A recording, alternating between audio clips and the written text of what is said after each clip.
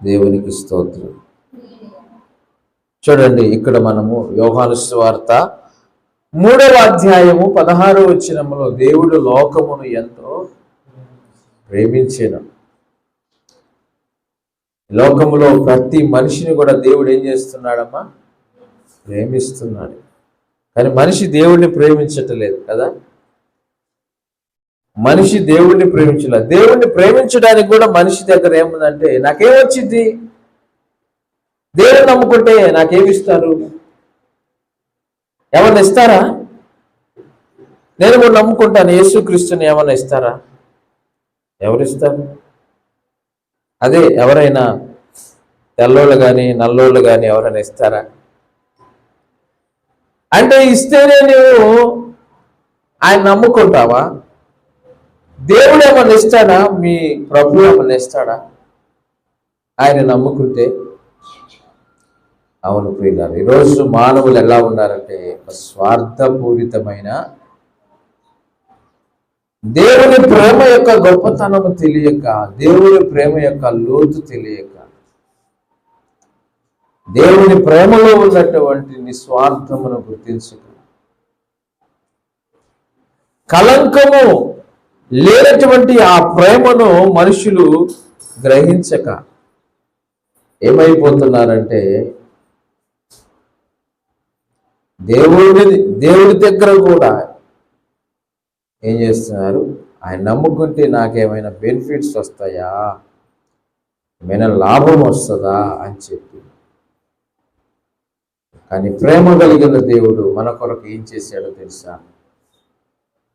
మన కుమారుడైన యేసుక్రీస్తుని లోకానికి పంపి, ఆయన పంపటం ద్వారాగా తన ప్రేమను మన పట్ల వెల్లడిపరిచాడు. పంపి ఏం చేశాడయ్యా అంటే, ప్రాణం పెట్టాడు. అమ్మా, ఏం చేశాడు ఆయన? మనందరి కొరకు శిలువ మరణం పొందినాం. శిలువ మరణం భయంకరమైనటువంటి మరణం, అది క్రూరమైనటువంటి మరణం. అది ఎంతో పెద్ద నేరం చేస్తేనే తప్ప అటువంటి శిక్ష పడదు. కరుడు కట్టిన దొంగ, ఒక భయంకరమైన సమాజాన్ని నాశనం చేసేటువంటి, పాడు చేసేటువంటి ఒక నేర స్థాపన చేయబడితే తప్ప ఇటువంటి శిక్షలు అనేటువంటివి పడవు. అందుకని శిలువ మరణాన్ని గురించి బైబిల్లో ఏం రాయబడిందంటే, శాపగ్రస్తమైనది. గలతీయులకు రాసిన పత్రిక 2వ అధ్యాయము 13వ వచనంలో, 2వ అధ్యాయము 13, 14 వచనం.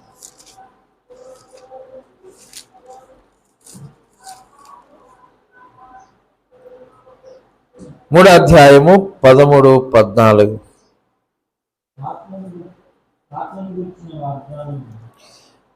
ఓకే, అక్కడ రాయబడి ఉంటుంది 14వ వచనములో, క్రీస్తు మన కోసము శాపమై. మన కోసము శాపమై అంటే శాపగ్రాహి అయి,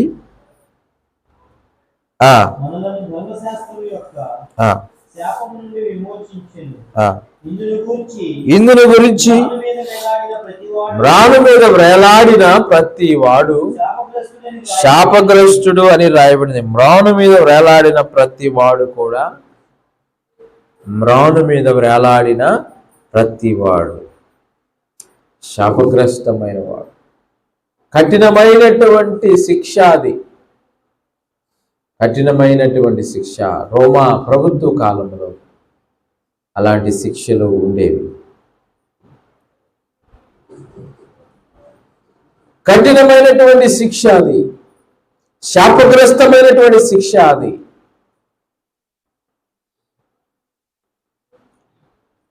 ఆ మ్రాను మీద వేలాడబడినటువంటి వాడు శాపగ్రస్తుడు అని రాయబడింది. శాపగ్రస్తుడు అంట. ఆ మాట చూడండి, శాపగ్రస్తుడు. గమనించారా? ఎవరంట? శాపగ్రస్తుడు. ఇక్కడ రాస్తాడు, శాపగ్రాహి అయి శాపగ్రస్తుడైపోయాడు ఆయన. అంటే మనుషులలో అంతకంటే దారుణమైనటువంటి దరిద్రమైనటువంటి వ్యక్తి ఉండడు. ఆ మరణం పొందినటువంటి వాడు శాపగ్రస్తులు. వాళ్ళు శిలువ మరణం పొందేవారు శాపగ్రస్తులు, భయంకరులు. భయంకరమైన శిక్ష వారికి. అది శిక్షలన్నిటికంటే ఘోరమైన శిక్ష. ఉరి శిక్ష ఏముంది? ఒక బట్టలు నొక్కితే ఉరి అయిపోతుంది.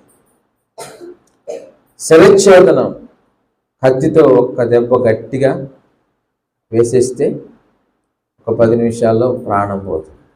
ఎక్కువ కష్టం ఉన్నది కాదు. అవునా కాదా? కానీ ఈ శిక్ష ఎలాంటిది? ఈ శిక్ష బ్రతికి ఉండగానే ఒక మనిషిని చూడండి పొడిచి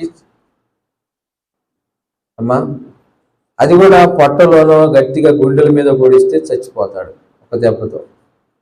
అదే గుండె మీద పడితే లేకపోతే కాలేయం మీద, పొట్టలో, పేగుల్లో ఎక్కడో ఒక చోట అది పడితే తొందరగా ప్రాణం అది.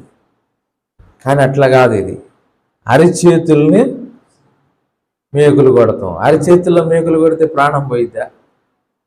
పోయిద్ది, కానీ తొందరగా అయితే పోదు. పాదాల్లో మేకులు కొట్టడం అంటే ఆ మనిషి బ్రతికి ఉండగానే ఆ భయంకరంగా అతన్ని హింసించడం.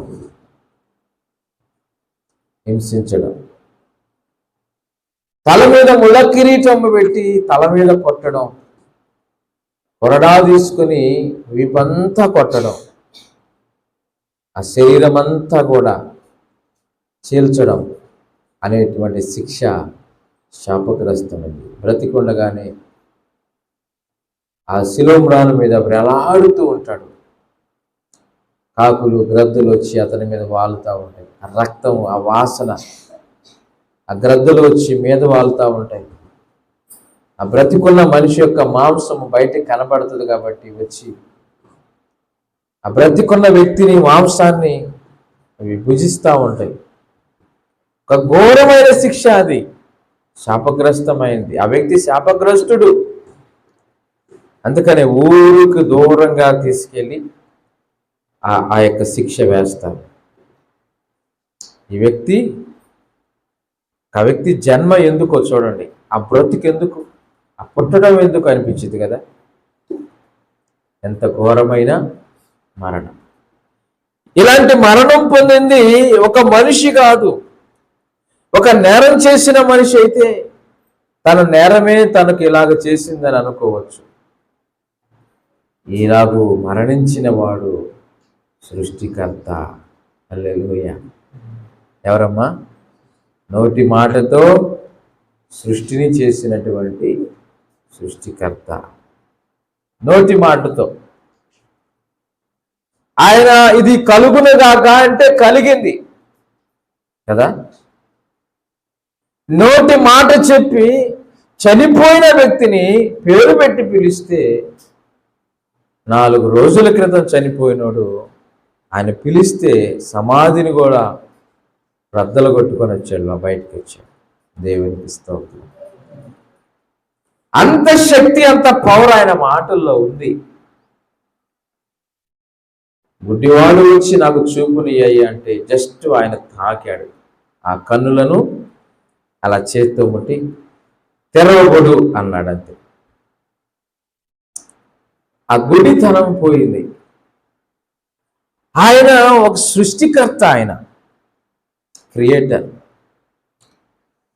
ఆయన చేయగలిగినటువంటి సమర్థమైనటువంటి వాడు. ఏదైనా చేయగలడు ఆయన. ఈ సృష్టిలో ఆయనకు అసాధ్యమైనది ఏది కూడా. శిలువ మీద నుంచి నీవు దిగిరా అని చెప్పి వాళ్ళు అంటుంటే దిగిరాలేడా?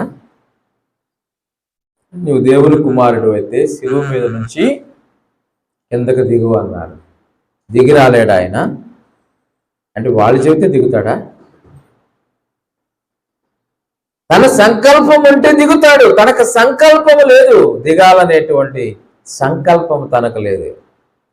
వారు ప్రాణం తీస్తూ ఉంటే ఆ సిలువను తప్పించుకోవడానికి ఆయనకి సంకల్పము లేదు, ఆయన చిత్తము లేదు. లేకపోతే తప్పించుకోలేడా? ఆ సిలువ తన మీదకి రాకుండా తప్పించుకోలేడా? తప్పించుకుంటాడు.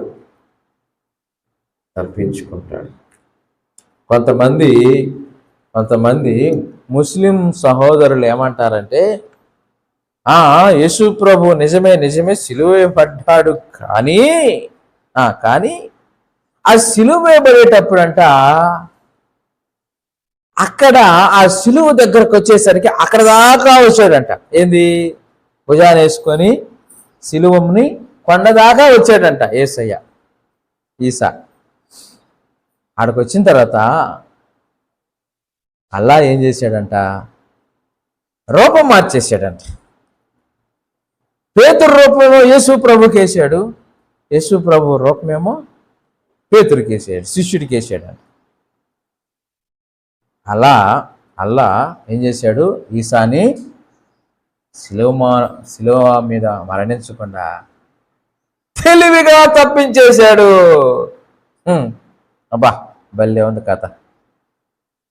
బాగుందా స్టోరీ? అంత అవసరం ఉందా? దేవుడికి అంత అవసరం ఉందా? ఉంటుందా? మరి పేతుడిని బలి చేయటం, పేతురు ఏం పాపం చేసాడని పాపం పేతుడిని అన్యాయంగా శిష్యుల్లో రూపాన్ని మార్చి ఆయన శిష్యుని కాయన్ని ఏం చేశాడు? అట్లా మార్చేసి ప్రభువుని తప్పించి ఇంకా ఏమంటారు తెలుసు, ఈసాని అక్కడ నుండి అక్కడ నేరుగా పైకి తీసుకెళ్ళాడంట, శిలువ మరణం పొందకుండా. ఏం చేశాడంట? అల్లా పైకి తీసుకెళ్ళాడంట. అసలు అట తీసుకెళ్లే కాడికి అసలు ఆయన పుట్టడం ఎందుకు? ఆ మరియంబితో చెప్పటం ఎందుకు? నీకు కొడుకు పుడతాడమ్మా, ఆయన పరిశుద్ధుడు, బోధ చేయాలంటే అంతకంటే హేమాహేమి లేరా? మోషే లేడా మంచి బోధ చేయడానికి, స్పీచ్ ఇవ్వడానికి? మొహమ్మద్ ప్రవక్త గారు లేడా? ఆయన సరిపోడు. యేసు ప్రభు రావాల్సిన అవసరం ఏముంది? ఆయన మంచోడేగా. మంచోళ్ళు లేరా హేమాహేమీలు బోధించడానికి? స్పీకర్లు ఊరికి బోధ చేయడానికి వచ్చాడు యేసు ప్రభు పైనుండి కిందకి, శిలువ మరణం పొందడానికి. హల్లెలూయా. ఆయన వచ్చింది ఎందుకు? సిలువలో నా బిడ్డల కోసం నువ్వు వెళ్ళయ్యా, నా బిడ్డల కోసం నువ్వు శ్రమ పడాలి, శాపగ్రస్తుడు అయిపోవాలి. నేను వాళ్ళని ప్రేమిస్తున్నానని చెప్పు, వెళ్ళి నా ప్రేమను తెలియచి నా బలియాగము నీవు బలి అయిపోవటం ద్వారా నేను లోకాన్ని ఎంత ప్రేమిస్తున్నానో వారు అర్థం చేసుకోగలగాలి, తిరిగి నన్ను ప్రేమించగలగాలి. దేవునికి స్తోత్రం. అలాగనే ఆయన మనందరి కోసం ఈ లోకానికి వచ్చాడు, ప్రాణం పెట్టాడు, శాపగ్రస్తుడైపోయాడు, శాపాన్ని అనుభవించాడు. ఎలయనగా మ్రాను మీద వేలాడిన ప్రతి వాడు శాపగ్రస్తుడని రాయబడి ఉన్నది. మ్రాను మీద వేలాడిన ప్రతి మనుషుడు సాధారణమైనటువంటి మానవుడైతే ఓకే. సౌదీ అరేబియాలో మనకులాగా కాకుండా కఠినమైన శిక్షలు ఉంటాయి అంటే ఇప్పటికీ కూడా కఠినమైన శిక్షలు. నేరం కనుక రుజువు అయితే వాళ్ళు చంపేస్తారు. ఎట్లా? కత్తితో శిరచ్ఛేదనం చేసి చంపేస్తారు. నేరం కనుక రుజువు అయితే నడి రోడ్డు మీద ఎలాడదీస్తారు. నేరం కనుక రుజువు అయితే రాళ్లతో కొట్టి చంపుతారు. శిలువ శిక్షలు కూడా వాళ్ళ దాంట్లో ఉన్నాయి, కానీ ఇప్పుడు ఈ మధ్య అమల్లో లేవంటున్నారు. కానీ వాళ్ళకి ఆ శిక్షలు కూడా ఉన్నాయి. కానీ దానిని బట్టి కొంత మరీ ఇంత దారుణమా అనే విమర్శ ఉంది. వీళ్ళు చాలా మంచిగా నేరస్తులు నేరం చేయకుండా మంచిగా వీళ్ళు కంట్రోల్ చేయగలుగుతున్నారనే పొగడతా కూడా వాళ్ళ మీద రెండూ ఉన్నాయి. 2000 సంవత్సరాల క్రితం రోమా ప్రభుత్వ కాలంలో ఇలాంటి భయంకరమైనటువంటి శిక్షలు ఉండేవి. దేవుని బిడ్డలారా, అలాంటి భయంకరమైన శిక్ష యేసు ప్రభు పొందడం కొరకే ఈ లోకానికి వచ్చాడు. ఆయనను గురించి ప్రవచనము కూడా దావీదు గారు చెబుతూ 22వ కీర్తనలో విషయాన్ని ఆయన ప్రవచించాడు. 22వ కీర్తనలో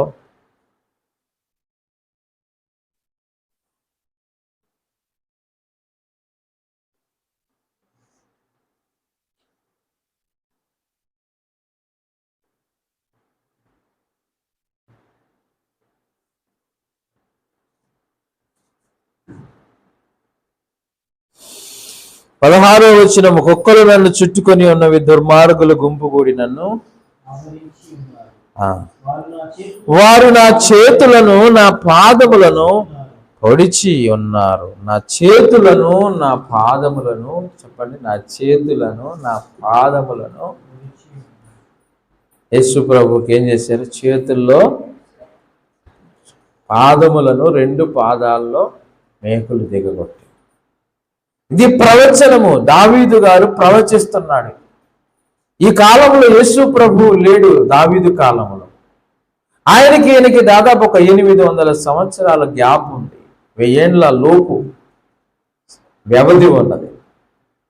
కానీ యేసుక్రీస్తు ఈ లోకానికి రాకమునిపే దేవుడు దావీదును ప్రేరేపించి మాట రాయించాడు. వారు నా చేతులను నా పాదములను పొడిచి. దేవుని చిత్తం, దేవుని ప్రణాళిక, దేవుని సంకల్పం.